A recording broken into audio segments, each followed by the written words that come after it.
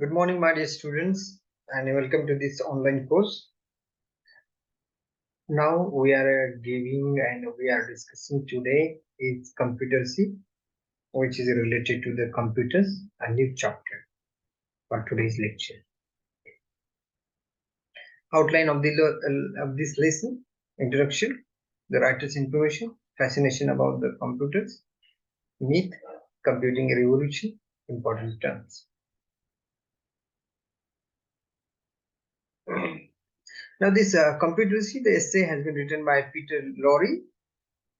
Is a freelancer journalist who taught himself electronics. Points out in this essay that there is nothing magical about computers and that anyone who can count from 0 to 7 can learn to be a programmer.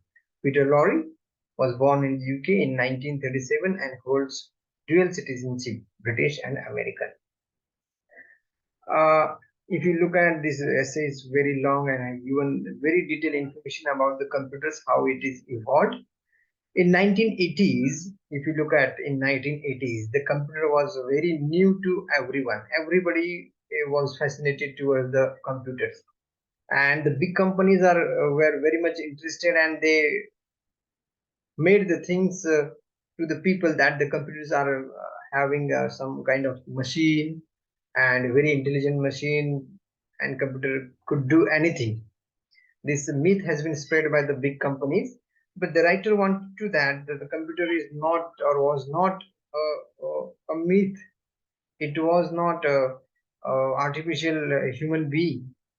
It is just like a machine. So right now also it is truth.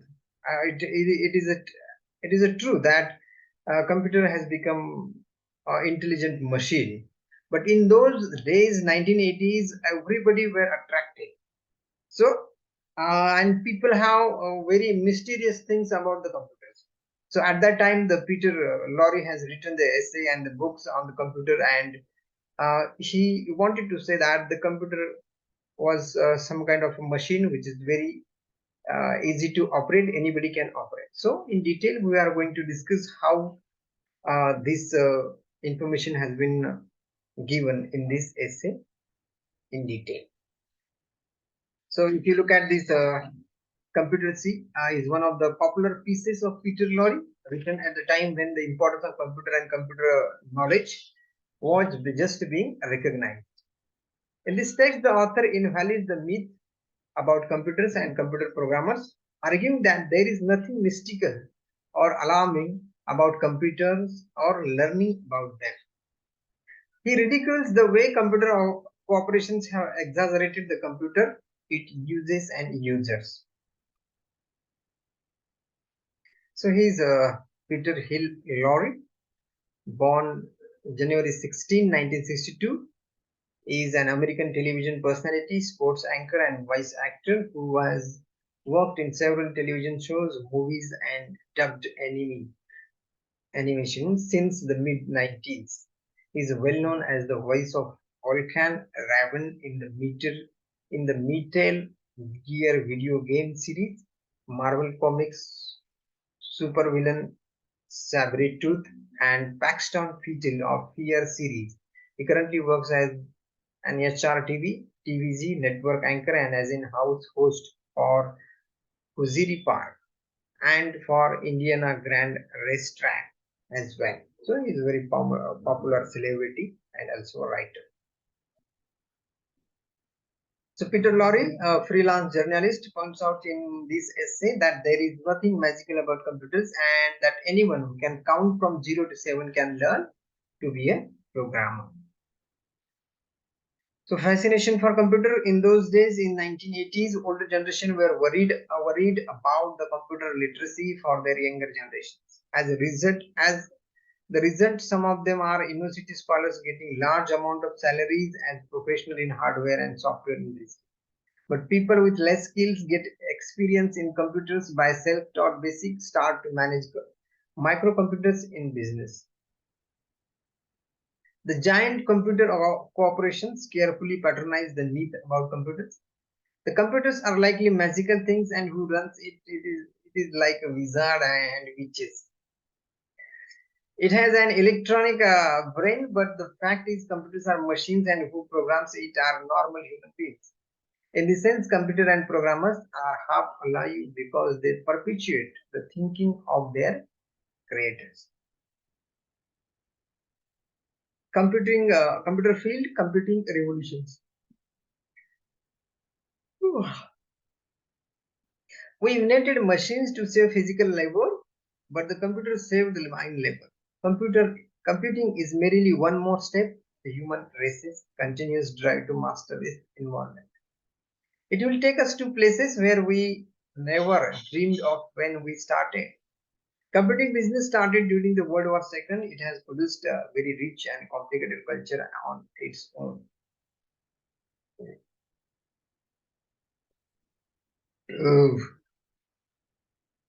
The information processing revolution promises to make profound changes in our way of life.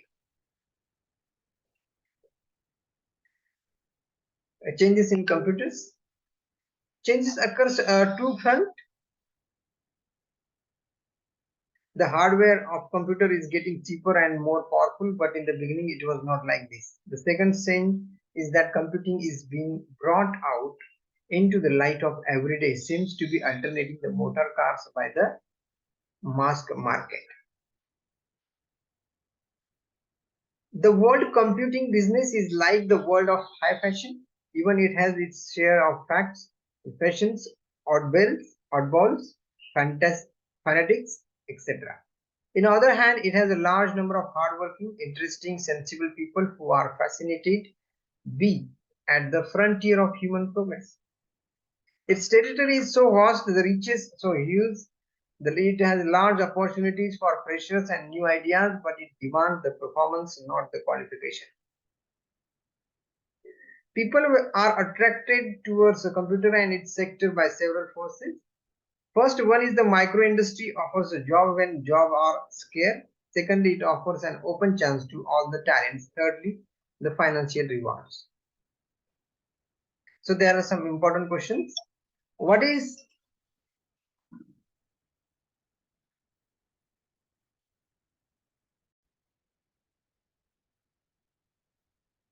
what is the myth which has been carefully fostered by giant computer corporations? So what is myth? There is a myth which has been carefully fostered by the giant computer corporation. Already I told you and I discussed this question and points but once again I will repeat it. There is a myth which has been carefully fostered by the giant computer corporation that there is something magical about computers and the people who run them. Myths are made up stories that try to explain how our world works and how we should treat each other. The stories are usually set in times long ago, before history as we know it was written. In other myths, goods gods or super beings used their powers to make events happen, or the stories were the adventure of gods, goddesses, men and women. Myth comes from the Greek word mythos, which means word of mouth. In what sense are computer and programs half alive? It is very misleading to imagine that computers can think like people. They cannot. They have no more a mind of their own than a lawn mower. However, they make it possible for people to bottle thought. Your work out how to do a particular job or solve a problem. Write a program and the computer will then apply your thinking to that job or problem as long as so often as you like.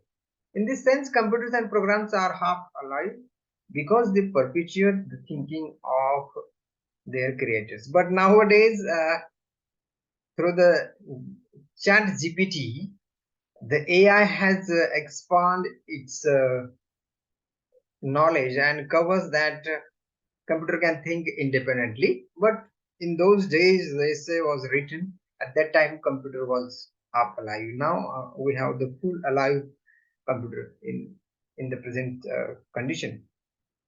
How was the wild west of America in the last century? Why does the author compare the computing world with the wild west? The computing world is like the wild west of America in the last century. The territory is so vast, the riches so huge, that no one had a time to sit still and brood. The industry sucks people in like leaves. Page number 14. It has a voracious appetite for new hands and new ideas. It demands performance rather than qualification. In the Wild West, if you could shoot straight and had an honest face, you were made sheriff. In the computer business, if you can do the job, you have it. No one cares where you learn to do it or what letters you have after your name. So what are the several forces that draw people in the computing world? There are several forces that draw people in. One is no doubt the fact that the micro industry offers a job when jobs are scarce. Secondly, it offers a field wide open to all the talents. The whole world is in the process of being computerized, and so the industry needs people who know about everything under the sun. Thirdly, the financial rewards are potentially vast. The growth of mass market opens up the possibilities of Hollywood style. Thank you very much for listening to me and giving your valuable time. So we have finished another lesson.